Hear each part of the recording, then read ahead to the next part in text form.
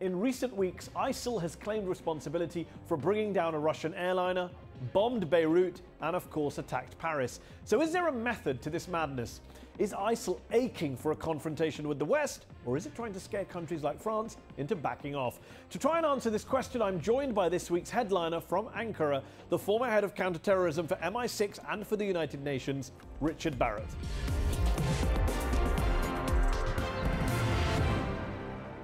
Richard Barrett, thanks for joining me on Upfront.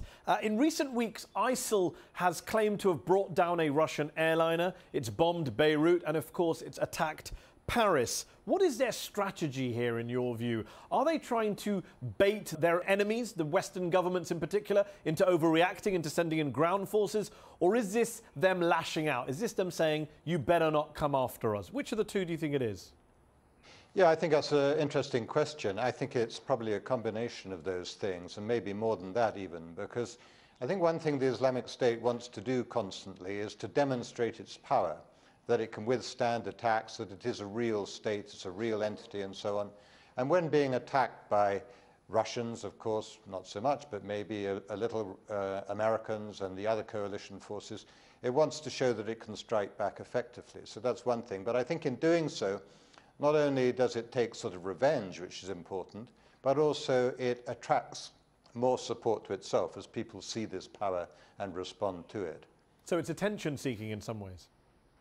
Well, attention-seeking is one way of putting it, and I think that that idea of being the focus of attention is quite important to the Islamic State, you know, showing that nothing's going to happen in that area, or even in the world generally, without the Islamic State playing a part. I think that's quite important. And being able to bring down a Russian airplane and attack in Paris and in Beirut and not so very long ago in Ankara as well, you know, all within a space of a few weeks, I think that that really does send a pretty strong message to many people who are thinking of supporting it or thinking of ways that they might support it, that this is a real entity that can do stuff, can really make an impact. And do you think the French decision to intensify airstrikes against Raqqa, the so-called ISIL capital in Syria, do you think that will make France more or less of a target post-Paris? I think inevitably it'll make it probably more of a target, if that's possible, because attacking Raqqa is certainly not going to be something that stops the Islamic State trying to attack in France. And whether it will reduce its capability to do so, I'm not sure either. So the intention will remain, capability will remain, and of course the opportunity will probably remain as well, insofar as we understand that there are many sympathizers with the Islamic State who live in France or Belgium or nearby. So I think that the bombing of Raqqa will be a sort of further engagement. And you asked earlier whether the Islamic State wanted to draw Western powers into the battle, and I think that is something that they really do want to do. You know, they talk about Dabiq being the sort of future place, the apocalyptic theory of where the end of times will begin to play out and so on. So they want people to come in there, and the French engagement, even though it's only from the air at the moment, they see as a progression towards that. On that basis, if ISIL does want a French involvement, a Western involvement, an overreaction, shouldn't we therefore not do that? Shouldn't we not give the enemy what they want on that logic? I think it's certainly an argument for that. But of course, you know, leaders, politicians have to respond to the immediacy of their own constituents. And certainly the French people, I think, would be surprised if President Hollande's reaction was, well, you know, we've had this dreadful attack in Paris, we shouldn't do anything about it, we just should shrug it off and carry on as normal. And of course, France was already engaged in airstrikes in Syria against the Islamic State. So it would look like France had retreated in the face of attacks. And I don't think any nation would want to show. But forget the politics. What's the right thing to do strategically, in your view? I think strategically, although there may not have been much option for France, I think strategically it's much better to carry on as we're doing. And the main thing to do to solve the problems created by Islamic State in Iraq and Syria is, of course, try and resolve the problems of Syria. And that requires a great deal of pressure being brought on the other players who are involved in the Syrian war, not just the Islamic State. But in reality, I think that more bombings, now there'll be by Russians as well, as Russia has confirmed that it was a bomb that brought down the Russian airliner in Sinai. I think we're going to see more attacks on the Islamic State as part at least, of this broader strategy of trying to resolve the situation in Syria. And is there a military strategy, a military solution which defeats ISIL and its so-called caliphate? Can we bomb our way to victory? Well, absolutely not, no, because even if you manage to destroy the Islamic State with bombs, then what's going to take its place? At the moment, there is nothing to take its place. There is nothing, in fact, even to take Assad's place. So without something to replace what you're trying to destroy, there's actually no point in destroying it. And we saw that, of course, in Iraq, and what a mess that became. So I think that although the strategy of trying to ensure that the Islamic State doesn't do more damage than it's doing already is fine, if you like, a sort of containment strategy, and trying to decrease the amount of territory it controls is good. But unless you have a clear idea of what step 2 is, then I think taking step 1, maybe could be delayed. You mentioned Iraq. What would you say to those people who say that you would not have this ISIL threat today? You would not have ISIL if the US and the UK had not invaded Iraq in 2003. President Obama seems to have suggested that. Well, that's quite possible, of course. Yes, who knows what history would have been had there not been an invasion of Iraq in 2003. We can't, of course, predict that. And, we are where we are. We have to deal with the facts. Is there a link between Iraq, the Iraq invasion, and ISIL today? Would you accept the link? Well, there's certainly a link between the Iraq invasion and ISIS, because what began as al-Qaeda in Iraq in 2003 has grown now into ISIS. There's a clear linear progression from one to the other. Abu Musab al-Zarqawi, who started al-Qaeda in Iraq, is, if you like, the founding father and the great hero of the current Islamic State, so-called. So there's a very, very clear link, and it never went away. Al-Qaeda in Iraq never went away from being Al-Qaeda in Iraq to the Islamic State in Iraq, the Islamic State in Iraq and Al-Sham, and now to the Islamic State. It's the same organization.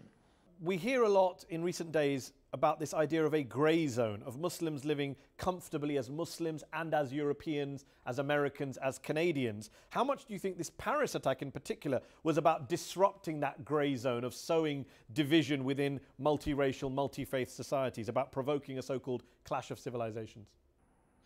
The whole point of terrorism, I believe really, particularly the form of terrorism we're seeing in Syria, is to force people off the fence. You have to take sides. You're either with those people or you're with us.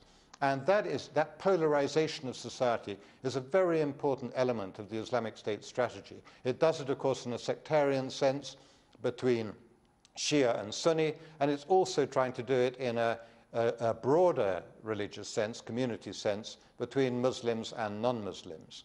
And so what happened in Paris, I think, has eroded the grey zone even more, and they will continue to do things to try and make that a narrower and narrower fence for people to be able to sit on.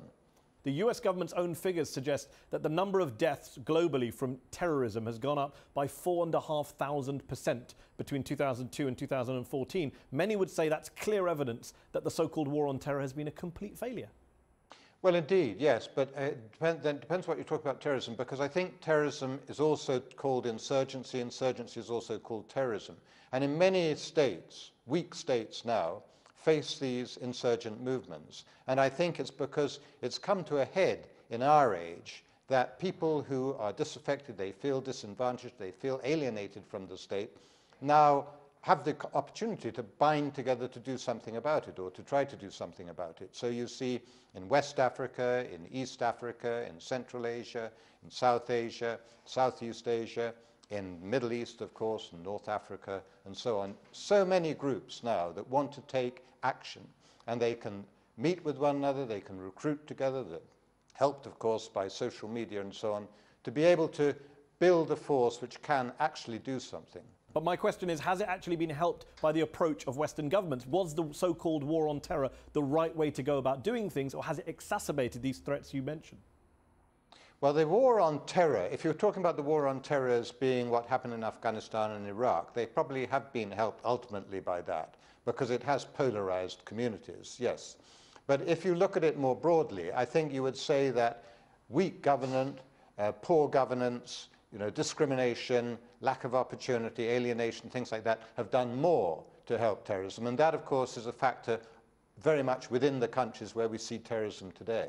And is it wise, in your view, right now, for France and the US and the UK and others in the West to consider an alliance with Russia against ISIL, to consider an alliance with Russia and Assad against ISIL? Is that the right way to go about defeating ISIL, in your view?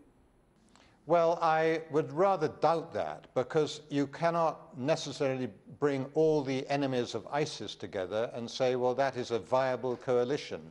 The thing is much more complicated than that. So everybody may see ISIS as a target and as something they would like to destroy, but people are doing that for different reasons. Assad because he wants to stay in power, Russia because they want more influence in the Middle East, America because it's concerned about attacks on its own interests, of course, and so on. So I think that binding together in a coalition which is identified as a coalition probably will not be a very good way to defeat ISIS. But everybody has to pull together to a certain extent, of course, against this enemy. One last question, Richard Barrett. How long do you think this quote-unquote war against ISIL will go on? How many years?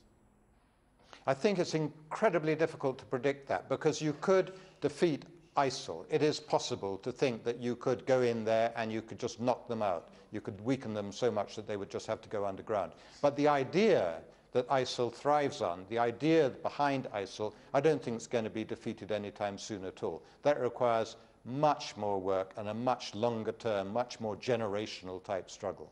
Richard Barrett, thanks for joining me on Up Front.